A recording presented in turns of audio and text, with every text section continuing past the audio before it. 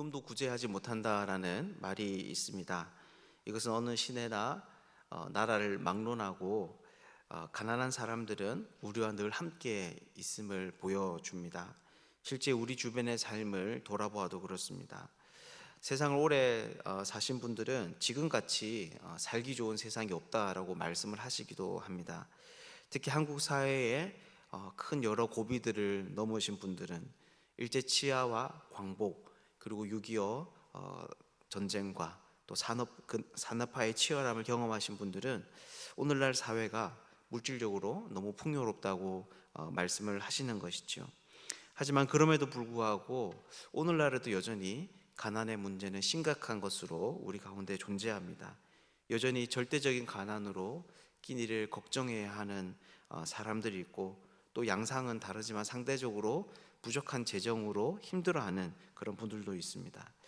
이것은 전 세계로 넓히면 더 분명하게 알 수 있는 사실입니다. 지금 이 세계는 상위 10%의 사람들이 85%의 재물을 보유하고 있는, 극단적으로 부의 쏠림이 심각한 그런 시대이죠. 그래서 많은 국가들이 이것을 사회 문제의 중요한 이슈로 보고 대안적인 정책을 내어놓으려고 고심합니다. 투표하는 기간이 되면 빠지지 않고 등장하는 정책이 바로 이 복지 정책이죠.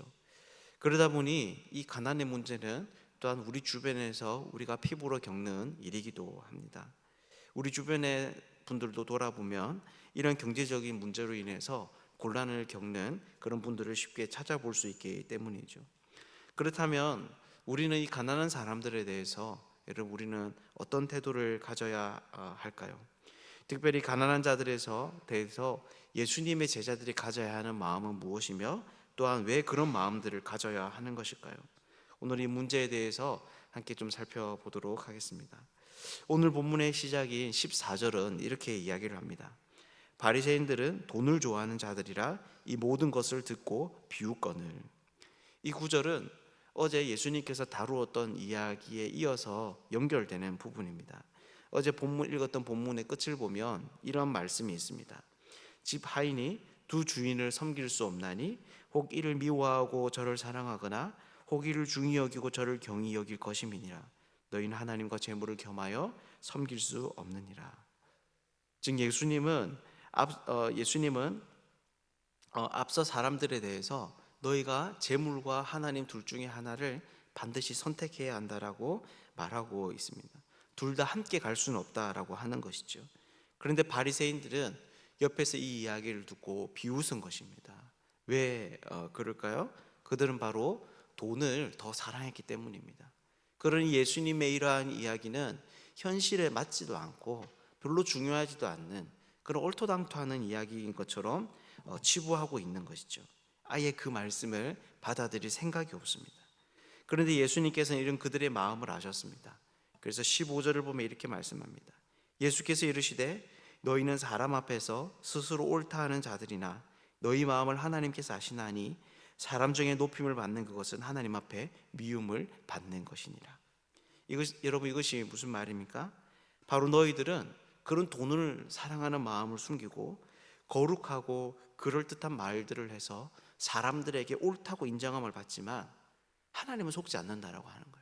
하나님은 너희 마음에 뭐가 들었는지를 분명히 아신다라는 것입니다. 그렇게 그런 방식으로 사람들에게 인정을 받는 것은 오히려 하나님 앞에 미움을 받는 가증한 일이 된다, 주님이 말씀하시는 거죠. 그러면서 예수님은 하나님 나라에 대해서 말씀을 하십니다. 왜냐하면 그분이 앞에서부터 계속 지속해온 말씀의 메시지의 핵심이 하나님 나라의 시작이었기 때문입니다. 그래서 16절을 보면 지금은 하나님 나라의 복음이 전파되어 사람들마다 침입한다라고 이야기를 합니다. 하지만 그럼에도 불구하고 바뀌지 않는 것이 있다고 말씀합니다. 그것이 무엇입니까? 바로 율법의 권위와 그 기능입니다. 그래서 17절을 보면 그러나 율법의 한 획이 떨어짐보다 천지가 없어짐이 쉬우리라 라고 말씀합니다. 그러면서 한 예를 드시는데요, 그것이 바로 18절 말씀입니다. 18절은 이렇게 말씀합니다. 무릇 자기 아내를 버리고 다른 데 장가드는 자도 간음하며 무릇 버림당한 여자에게 장가드는 자도 간음함이니라. 이것은 바리새인들이 자기 마음대로 간음에 대한 조항을 해석한 것에 대해서 예수님이 보여주시는 경고입니다. 그 당시의 사람들은 아내를 버리고 다른 사람들에게 장가드는 것을 문제 삼았지만 예수님께서는 그 조항의 의미를 엄밀하게 드러내셔서 버림당한 여자에게 장가드는 남자도 간음이다라고 하는 것이죠. 즉 그들은 율법을 임의대로 해석해서 자기들끼리 큰 문제가 아닌 것으로 여기고 안심하며 살아갈 수 있지만, 율법은 어떤 상황에서든 피해갈 수 없고 반드시 성취되는 것이기 때문에 그들은 그 책임에 대해서 반드시 감당할 수 있어야 된다라는 것입니다. 그러면서 예수님은 한 가지 이야기를 하십니다.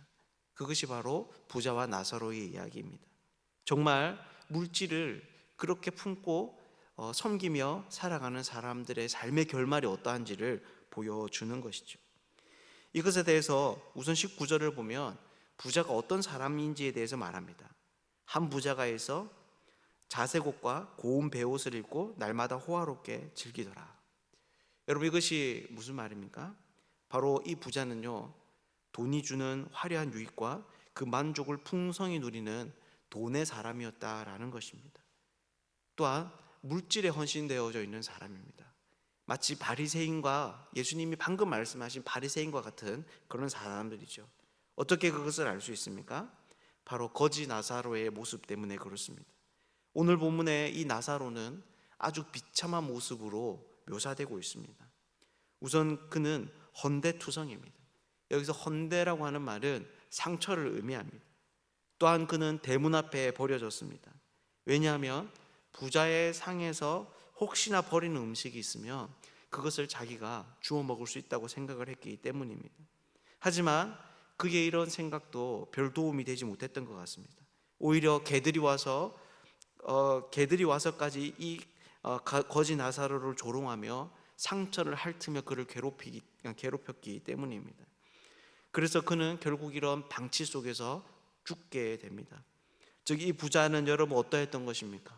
조금만 자신의 것을 내어주며 얼마든지 사람을 살릴 수 있음에도 불구하고 자기 물건을 나누어 주는데 인색했습니다. 가난한 자를 돌보라는 그 율법의 가르침을 완전히 무시하고 자기만 즐기고 누리는데 그 물질을 사용했던 것이죠. 하지만 그런 그들의 이 나사로와 부자의 삶은 죽고 난 이후에 완전히 달라집니다. 왜냐하면 나사로가 죽을 때 부자도 함께 죽게 되는데, 나사로는 이스라엘 백성들이 아버지라고 부르는 그들의 조상 아브라함의 품 안에 들어가지만 반면 부자는 음부에 내려가고 있기 때문입니다. 이때 아브라함의 품에서 품이라고 하는 말은 친밀감의 정도를 나타내는데요, 그렇게 이 나사로가 있는 그 자리는 굉장히 복되고 귀한 자리라고 우리가 볼 수 있습니다. 반면 부자가 있는 장소는 오늘 본문의 묘사에 의하면 불꽃 가운데서 물 한 방울을 얻어먹을 수 없는 굉장히 고통스러운 장소입니다. 그래서 부자는 너무너무 괴로워하면서 아브라함에게 부탁을 하는데 크게 두 가지의 부탁을 합니다. 하나는 뭐냐 하면 나사로를 보내어서 손가락 끝에 물을 찍어 내 혀를 서늘하게 해달라는 것이었습니다. 아예 갈증을 풀어달라는 것도 아니고 이번 한 번만 나를 도와달라 이런 것도 아니고 조금이나마 그런 느낌이 무엇인지를 느끼게 해달라는 것이었습니다. 이 땅을 살아가면서 흥청멍청 먹고 마시던 그 삶이 이제는 아예 기억조차 나지 않는 그런 상황에, 고통스러운 상황이 된 것이죠. 하지만 아브라함은 할 수 없다고 말합니다. 왜냐하면 자신과 부자 사이에 큰 구렁텅이가 있어서 서로 오갈 수 없다라는 것이죠. 그러자 이번에는 다시 한 번 더 이 부자가 부탁을 합니다. 나사로를 자신의 5 형제에게 보내어 증언해 달라는 것이었습니다. 아마 자신의 형제들도 자기처럼 재물에 깊이 헌신되어져서 율법을 어기고 사람들을 돌보지 않은 채 자기 혼자만 부를 독식했던 것 같습니다. 그래서 만약 사람이 이렇게 다시 살아가서 그들에게 경고한다면 자기처럼 이런 고통을 피할 수 있을 것이라고 부자가 생각했던 것이죠. 하지만 이번에도 아브라함은 그것을 거절합니다. 왜 그렇습니까? 이미 그들에게는 선지자들이 있기 때문입니다.